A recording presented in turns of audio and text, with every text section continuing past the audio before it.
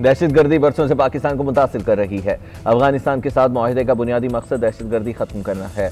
गुज़िश्ता हफ्ते ये मसला दोनों ममालिक के दरमियान बराह रास्त झड़प तक पहुँच गया था।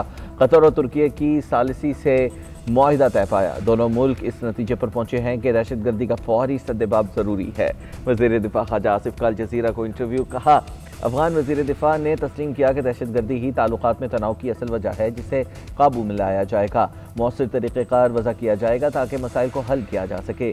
सालिसी की कोशिशों पर तुर्की और कतर से इज़हार तशक्कुर। वज़ीर दिफा का कहना था कि आइंदा हफ्ते एक और इजलास इस्तांबुल में होगा। उम्मीद है अमन लौटेगा और अफगानिस्तान के साथ ताल्लुकात मामूल पर आएंगे। इसके नतीजे में अफगान तजारत और ट्रांसिट दोबारा शुरू होगी।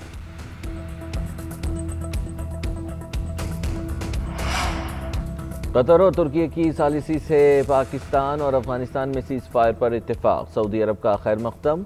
वज़ारत ख़ारिजा का कहना है कि सऊदी अरब दोनों ममालिक के दरमियान पायदार अमन और इलाक़ाई सलामती का ख़्वाह है। अमन, सलामती और अवामी जानो माल का तहफ़्फ़ुज़ चाहते हैं। ख्वाहिश है दोनों ममालिक तमाम तनाज़ात को बेहतर अंदाज से हल करें ताकि हालात कशीदा न हों। तुर्क वज़ारत ख़ारिजा ने बयान में कहा कि दोनों ममालिक के दरमियान अमन और इस्तेहकाम के लिए मैकेनिज़्म कायम करने का फ़ैसला किया है। तुर्किया दोनों ममालिक के दरमियान सीज़ फायर की कतरी कोशिशों को सराहता है। कतरी वज़ारत ख़ारिजा का कहना है कि अमन और इस्तेहकाम के लिए कोशिशें जारी रखी जाएंगी।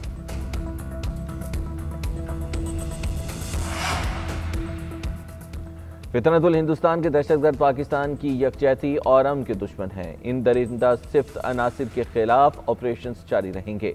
पाक सरजमीन से फितनतुल हिंदुस्तान का खात्मा करके ही दम लेंगे। वज़ीर दाखिला मोहसिन नकवी पुरअज़्म गवर्नर खैबर पख्तूनख्वा से मुलाकात में कहा, वफाकी हुकूमत सूबे में अमन व अमान और इंसदाद दहशतगर्दी के लिए भरपूर ताउन फराहम कर रही है। भारतीय हिमायत याफ्ता दहशतगर्दों के मज़मूम मज़ाइम कामयाब नहीं होंगे। फैसल करीम कुंडी का कहना था, खैबर पख्तूनख्वा के आवाम अमन के दाई हैं। दहशतगर्दों के खिलाफ इंटेलिजेंस ऑपरेशन नागुज़ीर है। मुलाकात में खैबर पख्तूनख्वा में अमन व अमान की सूरत हाल और दहशतगर्दी के वाक़यात पर गुफ्तगू की गई।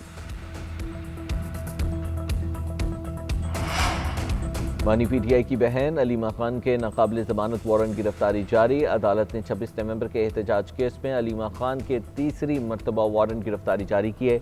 अलीमा खान के जामीन उमर शरीफ के भी नाकाबिल ज़मानत वारंट गिरफ्तारी जारी कर दिए गए। अदालत ने रावलपिंडी पुलिस को हुक्म दिया, अलीमा खान को गिरफ्तार करके 22 तारीख को पेश करें।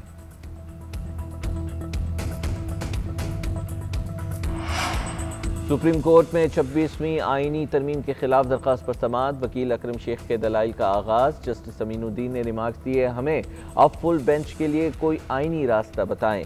अभी तक आइन के मुताबिक एक वकील ने भी दलाइल नहीं दिए। अकरम शेख ने मौक़िफ़ इख्तियार किया कि आप 8 दिमाग इस तनाज़े के हल के लिए कोशा हैं। ये लाहासिल बहस है। मेरी मारूज़ात हैं कि 24 के 24 जजेस पर मुश्तमिल फुल कोर्ट तश्कील दिया जाए, फिर किसी जज का ज़मीर गवारा न करे तो वो बेंच में न बैठे।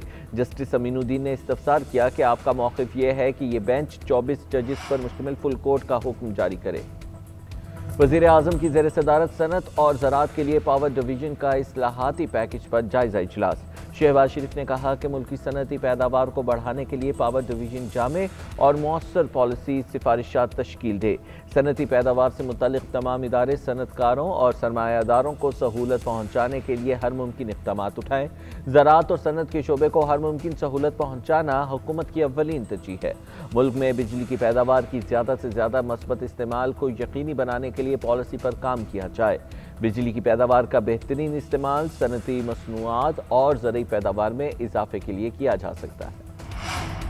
इसराइल ने अमन मुआहिदे की झंडियाँ उड़ा दी। यरगमालियों की वापसी के बाद गजा पर फसाई हमले, मजीद 45 निहत्ते फ़लस्तीनी शहीद हो गए। गजा में इमदादी काफिलों का दाखिला भी रोक दिया गया। इसराइल ने 120 रॉकेट्स दाखे। अलबरीज महाजिर कैंप में एक मकान मुकम्मल तबाह। खान यूनिस में बेघर अफराद के खैमे को निशाना बनाया गया। असबान और अलजना पर भी गोलाबारी की गई। इसराइल का हमास पर मुआहिदे की खिलाफ वर्जी और 2 फौजियों को हलाक करने का इल्ज़ाम।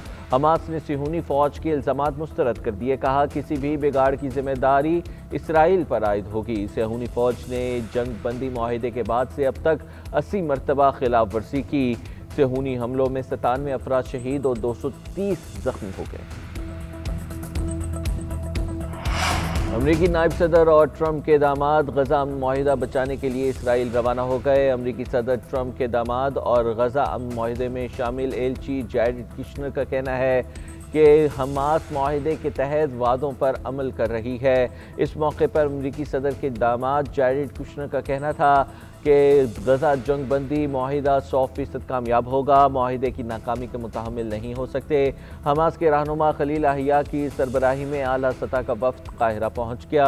शर्म अल शेख मुआहिदे पर अमल दरामद के मामलात पर मिस्री हुकाम से बातचीत करेगा।